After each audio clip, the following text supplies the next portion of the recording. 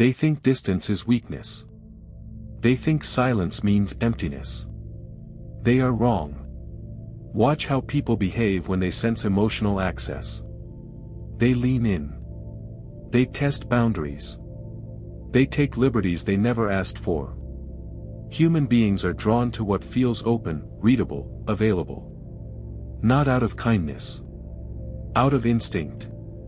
Availability signals safety. Safety invites consumption.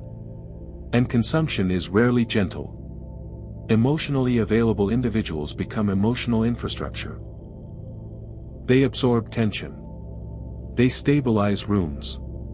They regulate other people's chaos.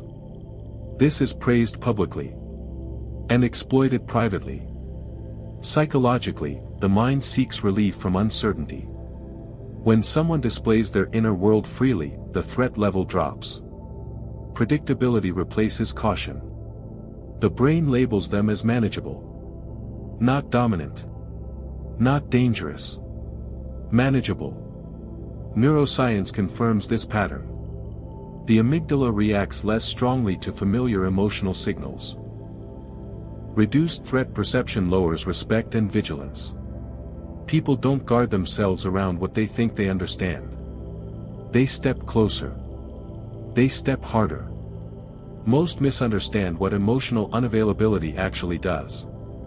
They confuse it with indifference or cruelty. That is a shallow reading. True emotional unavailability is not coldness. It is opacity. A refusal to be fully decoded. When someone cannot read your internal state, their mind fills the gap. Projection begins. Assumptions multiply. Uncertainty creates tension.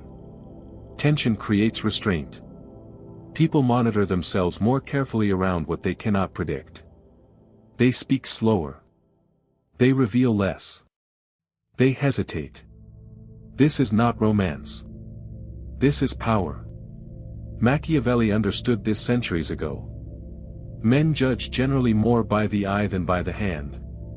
What is visible invites judgment. What is hidden invites caution. Emotionally unavailable individuals do not announce their boundaries. They let others discover them indirectly. And discovery carries consequences. Observe negotiations, hierarchies, intimate conflicts.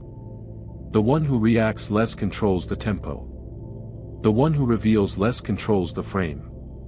Emotion fuels impulsivity. Impulsivity exposes leverage. When emotions are accessible, they become usable. Others learn where to press.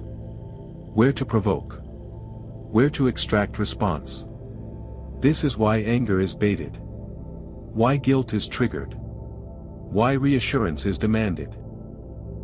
Those who remain emotionally unavailable deny this leverage. There is nothing to pull. Nothing to squeeze.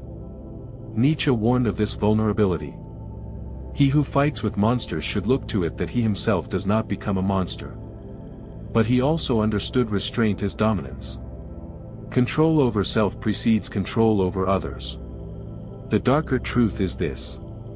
People do not respect emotional openness. They consume it. They say they want honesty. What they want is access. Access creates hierarchy. Emotionally unavailable individuals invert this hierarchy. They become the point of reference. Others orbit, adjust, recalibrate. The absence of emotional display forces others to work harder. To interpret. To earn reactions. And effort increases perceived value. Psychologically, effort justifies importance. The mind assigns worth to what requires energy to understand. Scarcity sharpens attention. Schopenhauer wrote, "Every man takes the limits of his own field of vision for the limits of the world." When your inner world is concealed, others confront their own limits. This unsettles them. They mistake this discomfort for depth. For authority. For superiority. Sun Tzu captured the strategic dimension precisely. Appear weak when you are strong, and strong when you are weak. Emotional unavailability is strategic ambiguity. It reveals nothing about strength or fragility. As the dynamic escalates, dependency forms quietly. Those seeking emotional access invest more. They wait longer. They tolerate more. The emotionally unavailable individual pays nothing upfront and receives control downstream.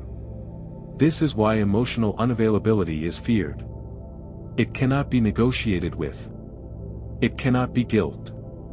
It offers no emotional handles. No mirrors. No reassurance loops. People sense this absence instinctively.